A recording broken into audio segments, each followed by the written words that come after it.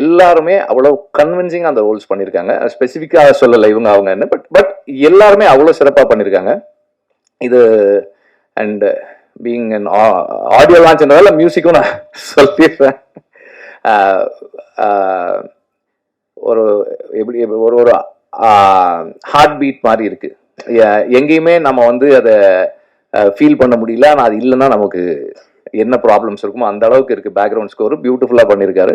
Songs நம்ம கேட்டோம், நல்லா இருக்கு. ஒவ்வொருத்தருமே அவங்க ஜாபை சரியா செஞ்சிருக்காங்க. அது வந்து அது டைரக்டரோட கிரெடிட் தான். Exceptional work as a writer and as a film maker.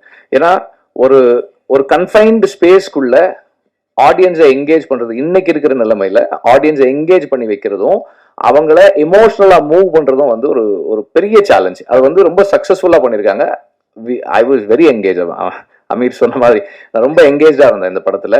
And ஒவ்வொரு கேரக்டரும் அவங்களோட எனக்கு உணர்வு பூர்வமான ஒரு ஒரு ஒரு கனெக்ட் இருந்தது. எல்லாத்துலயும் ஏதோ ஒரு இடத்துல என்னுடைய நண்பர்களையோ என்னையோ அல்லது எனக்கு தெரிஞ்சவங்களையோ நான் என்னால பார்க்க முடிஞ்சுது.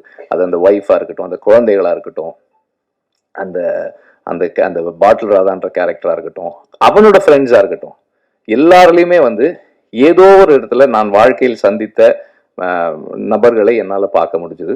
அந்த அளவுல அந்த writer and the director have succeeded. And இப்படி ஒரு படத்தை ப்ரொடியூஸ் பண்ணதுக்கு முதல்ல பலூன் பிக்சர்ஸுக்கும் ரஞ்சித்துக்கும் என்னுடைய பாராட்டுக்கள். இது இது வந்து இந்த மாதிரி ஃபிலிம்ஸ் வந்து ஸ்டார்ட் பண்ணும்போதே வந்து இது மெயின் ஸ்ட்ரீம் இல்லையே அப்படின்ட்டுருவாங்க.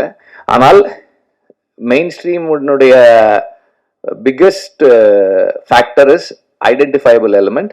இதுல இருக்கிற அந்த எல்லாத்தையுமே நம்ம வந்து இந்த கதாபாத்திரங்களை நாம எவ்வளவு ஐடென்டிஃபை பண்ணிக்கிறோன்றதுதான் இந்த படத்தினுடைய சக்சஸா இருக்கும்ன்றத நான் உறுதியா நம்புறேன். நன்றி.